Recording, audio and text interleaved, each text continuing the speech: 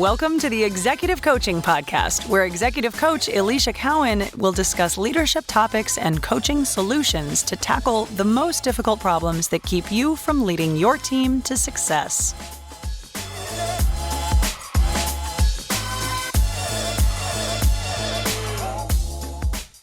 Hey there, leaders. It's Alicia Cowan. Welcome to episode number 34. All right. Well, we are going to dive right in. But before we do so, I always like to give a quick personal update. It is the beginning of March as I'm recording this. And last time on the podcast, to give you the update, we're doing some things around the house. And so we wrapped up a cool project for our kitchen. We put this like banquet seating thing in. So it's really cool. It feels, like this really cool, like big banquet around a big table. And it like just looks awesome. It ties the whole kitchen together. And we kind of wrapped the island in the same wood that is made out of the banquet. So it just looks like super fun and cool in there. So lots of memories to be made around that table and that eat-in kitchen for sure. And I also was in the midst of celebrating a 14-year-old's birthday the past weekend. I think I mentioned that last time too. And so had a big slumber party of like 15 girls in the house. And so we survived. And so they had a great time and it was really, really fun to celebrate with her and all of her friends.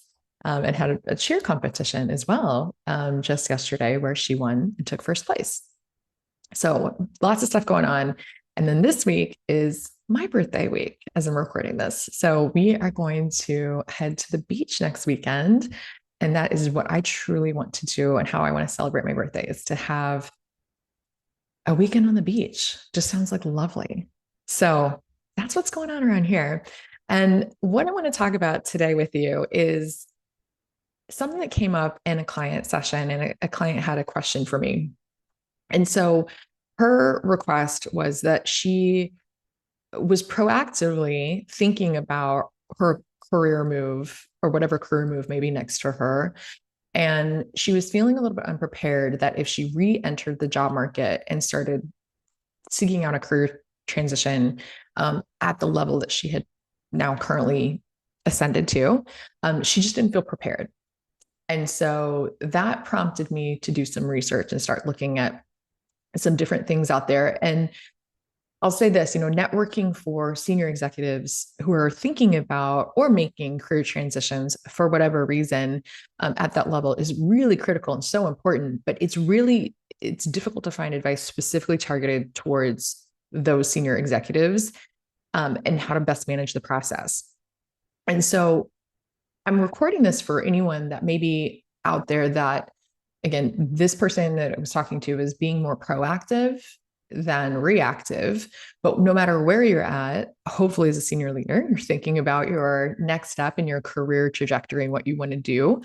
So whether it's, again, you're in a current role and completely happy, but want to think about just being ready as this leader was, or maybe you are in a situation where you have been either unhappy in your current role or desiring to make a move, and or maybe you have been laid off. In 2023, I think it was C-suite executives, especially CEOs, layoffs were at an all-time high, and there was an all-time massive switch at this level for leaders. And so you might be in one of those situations. So this is for anybody at the senior level actively seeking to network and starting to think about whatever that career transition is. Okay.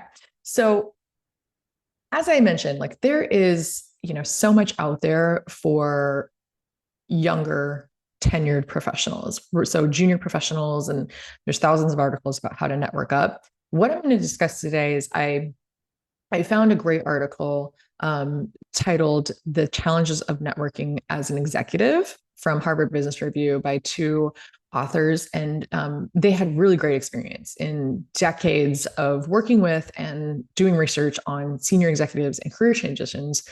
And so I'm going to share my take on their perspective here today. So absolutely, you can Google this article and take a look at it and read it for yourself. But I want to just dissect it and talk through it and hopefully give you as a listener some perspective that may or may not be something that you want to try. So some options for you. So really, we're going to break down the 6 networking hurdles that senior executives often encounter, and then do give some really good tactical thoughts on how to get over them.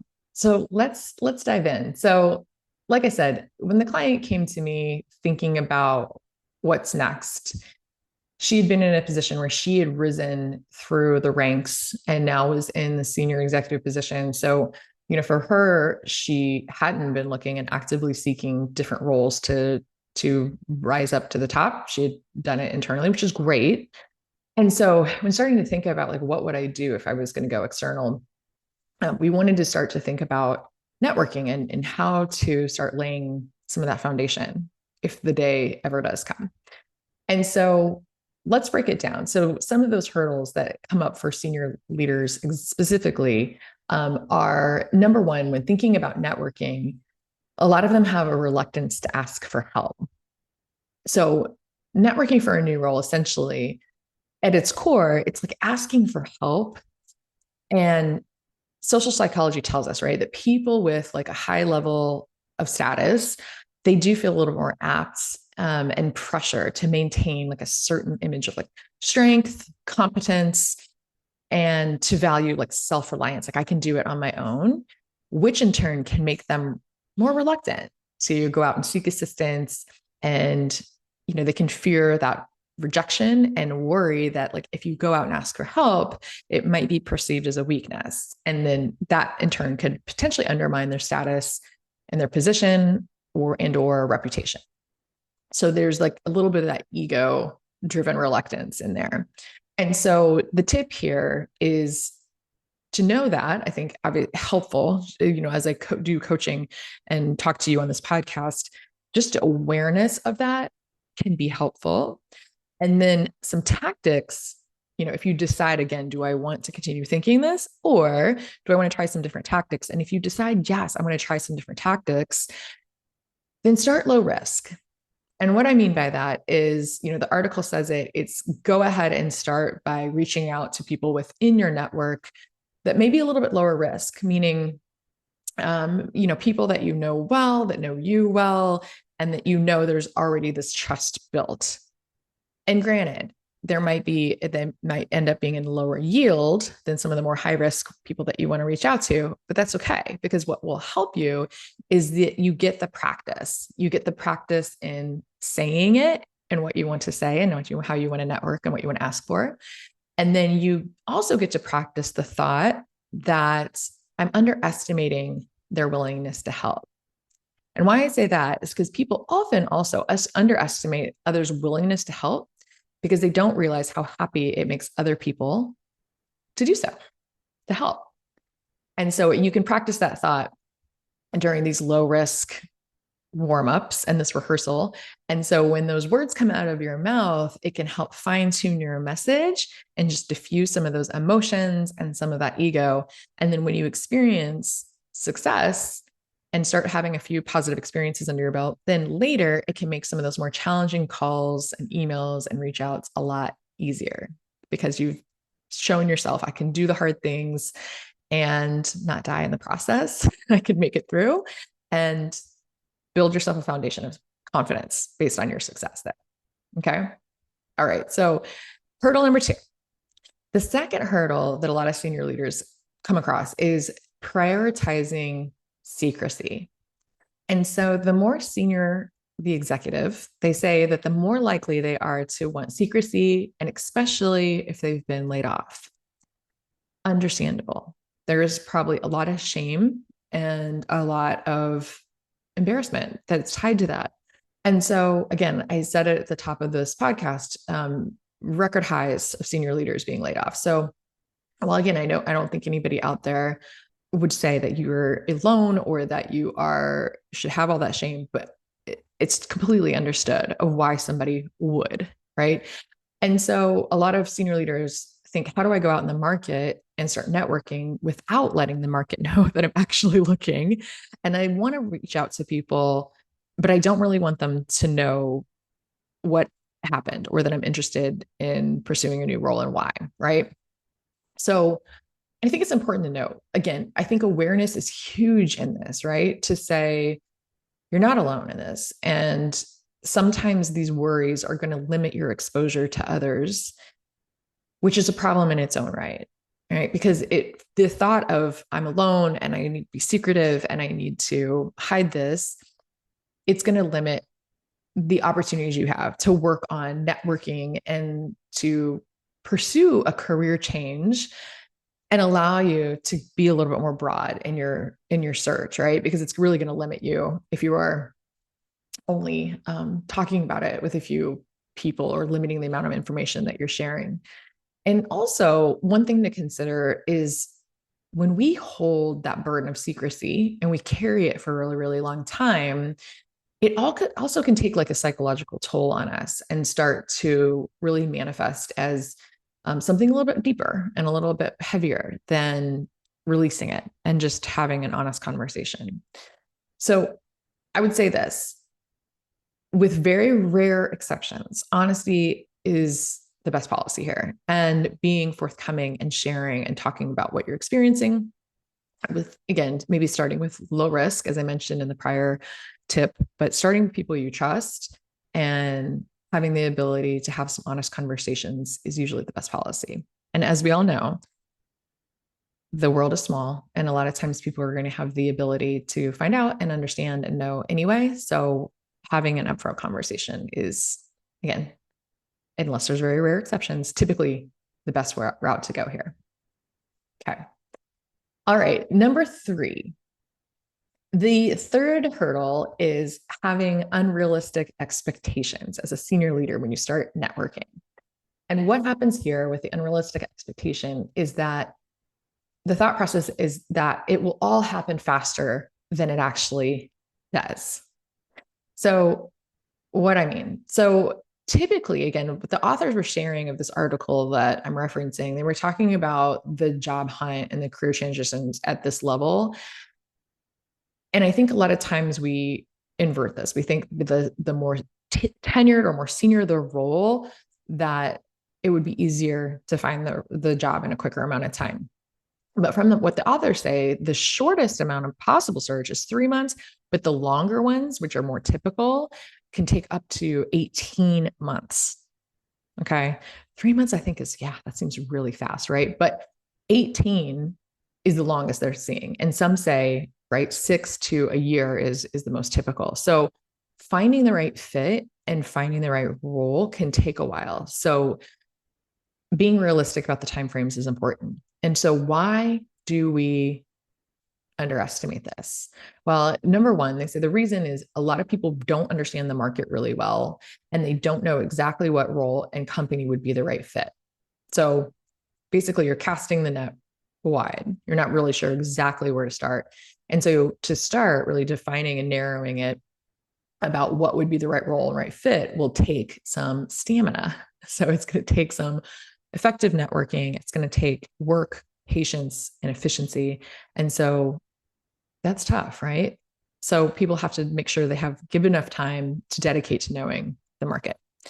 2, the timing of the open role. So just because you find what you want, what you're best suited for, the timing and the availability may not be lined up. So even though you're highly qualified, very experienced, that can still take an excruciating amount of long time to find the exact next role, just basically due to time and place. And then also the vetting process. So the vetting process, especially senior leaders, are starting to take a longer amount of time. Some companies have just these elaborate, time-consuming, unpredictable vetting process for senior leaders, and it can add months onto the tail end of the hiring process. So think about that, anticipate it. And then the last one here is that we just don't have a lot of control. I think that's really what we summarized in those last 3 points. So it's really important to think about, how do I fill my time? Again, this is speaking of if you're in layoff situation, but how to fill the time with other activities that feel productive. So in this messy middle of supply and demand, there's not a lot of control. And so one thing you can do is to talk about and think about with others how to fill some parallel activities. So, community work, consulting, short-term advising, maybe adjunct teaching, and where you have this immediate impact, you can fill some resume gap there and you have some gratifying response, right? So there's like this immediacy of you get this dopamine hit of going out and doing something productive and replaces some of like the tedium and the burden of like networking and asking for help and waiting for something to come to fruition. Okay. So it can help if you're starting to feel like that more battered ego through the job search process. Okay.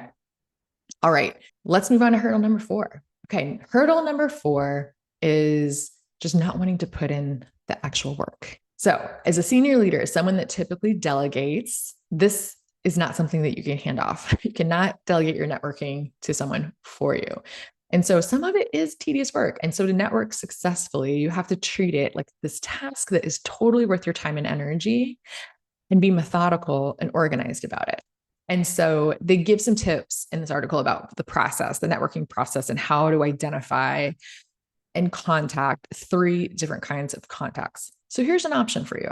The 3 different contacts that they identify are the information givers, the door openers, and the decision makers. And so they suggest making this big list. And the information givers are the people that can tell you about the market, the companies, the hiring trends, and they can help you get really smart about the market and get over your fear of networking. So again, the low risk. 2, there's the door openers. The door openers, they say, are those people that you've worked with in the past, and they're responsive because there's trust there. They know you, they know your work style, and they're willing to vouch for you and can then introduce you to some of the decision makers. Decision makers have no definition because we know they're the ones that make the decisions, right? And so if you want to use this process, they say, start by making a list of all of your contacts that you have. So, past employers, past clients, past coworkers, past customers, write all down the names that you've met in these roles. And you can easily probably come up with, 100 plus names here. And no matter what approach that you use, you can start by just, again, targeting these individuals, segmenting that search, and generating this long list of people, and methodically just go through, develop a system about reaching out to them. And because it's like a learning process that you learn as you go, right? Where this first list is just the scientific method. This is my best guess of people that I know and what contacts I could potentially network with. But what can happen is you're meeting with them. You can also ask them, is there anybody else that you think I should be connected with or that I should know? And so you're going to go down the valley, right? You're going to start in the clouds and then go down deep into the valley where you're going to get more of this snowball effect where you start reaching out to people and start getting more and more contacts to add on to this list. So a lot of work. And again, I get it. It's a lot. It's a high cost, but high yield gain. And research shows, again, they called out this fact of the article that once you started to reach out to 50 or more contacts on the network list, that then that snowball effect will start to take place and people will start to reach back out to you, at which point you can really ride the wave. You can let this process carry you forward. Okay. All right. 2 more hurdles. So hurdle number 5. Hurdle number 5 is overly focusing on the narrative during these networking conversations. So what that means, bottom line, it means get to the point and don't make so much small talk or too much small talk. Okay. So once you've made that contact, there is that important matter that you got to get to the point. And they say that a lot of times, because a lot of times, again, people are having some of the ego-based challenges where they're feeling a little bit insecure, nervous about this conversation, they'll spend this bulk of the networking conversation making small talk. And they'll talk about past experiences together and contacts. Basically, they're not getting to the point. And so they need to get to the point of the point of the conversation. It doesn't mean, of course, you don't check back in with someone, ask about their family, their kids, et cetera. But it also means you don't want that to be 80% of the conversation. Okay. So this can be really common. Like I said, when you feel the need to conceal the reality of what's going on. So maybe, the fact that you're not getting along with your boss, or you've been fired, or, you have something that hide. And so you enter the conversation a little bit nervous or on the defensive. And so there's a lot of time spent to trying to protect image rather than going in with curiosity and learning. So again, important to know. The second piece, maybe a limiting factor of like, with the conversation, you're trying to spend too much time on why you're unhappy or why you were let go or why you're leaving your role. Okay. So that's another really unproductive tactic to watch out for. So if you're spending 80% of your time explaining why all of those things happen, rather than getting towards focusing on your future and what positivity is on your mind about what is next for you, catch yourself and make sure that you reel that back in. Okay. So, point here is be succinct, positive, future focused, and get to the point. This is why I'm calling you. This is what I'm hoping to have gain out of this conversation. I'm really hoping there's enough in those 2 points for us to have a quick 10-minute conversation. All right. Last hurdle, senior executive task when networking, is failing to tailor the story. All right. So what that means is spending this like inordinate amount of time on the elevator pitch without thinking about the end receiver. Okay. So what this means is that a lot of times when we're thinking about making this transition, we start crafting our elevator pitch and we spend this inordinate amount of time perfecting like the single script and all the words and talking about our core skills and abilities. And they do this at times, they say, by assuming that this elevator pitch is going to make them universally relevant, but almost what inevitably happens is that they end up with this generic pitch without really tailoring it to the end needs of the company and the receiver.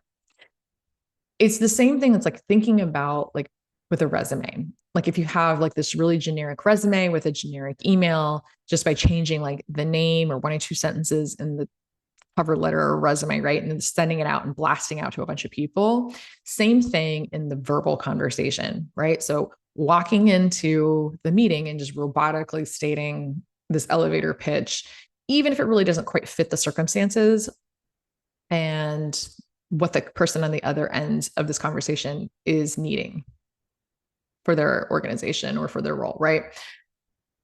So yes, you want to figure out your core storyline, like who I am and why I'm here.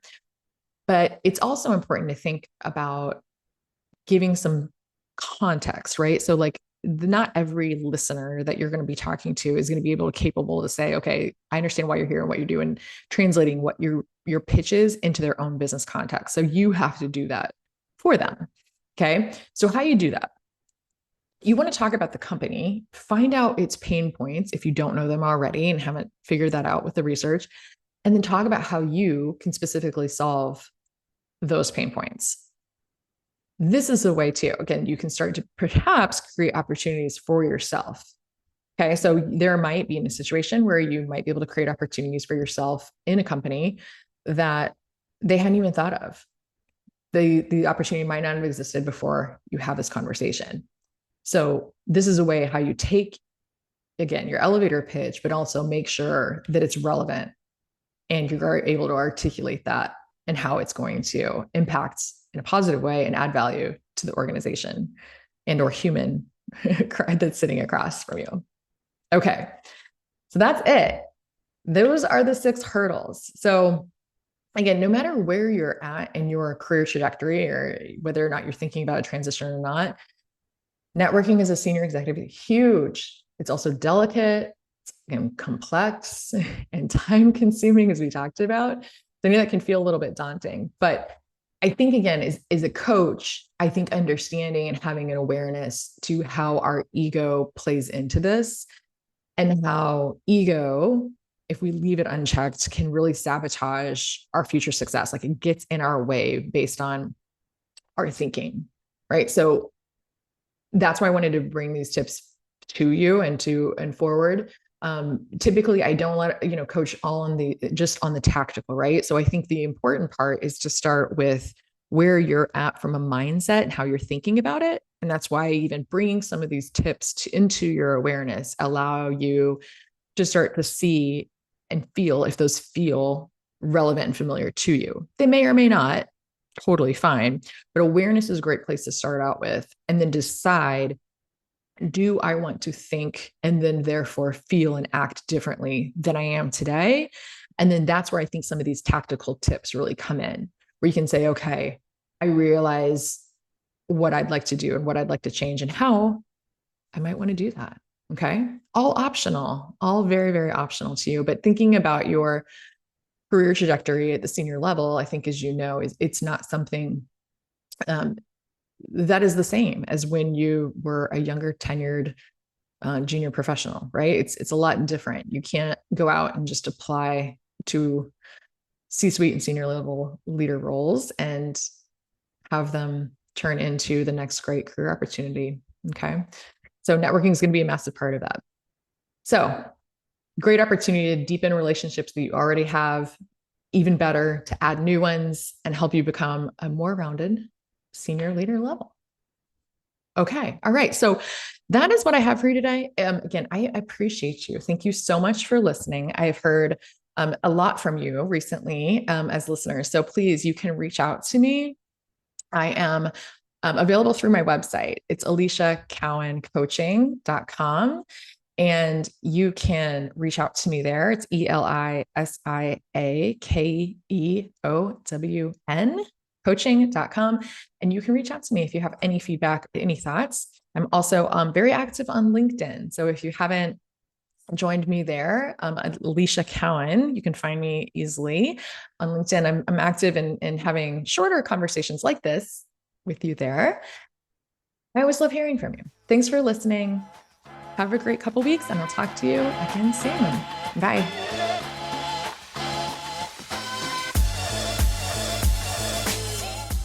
Thanks for joining us for this episode of the Executive Coaching Podcast with Alicia Cowan. If you're ready to have an executive coach who's ready to help you lead your team to success, then book an introductory call at aliciacowancoaching.com/call.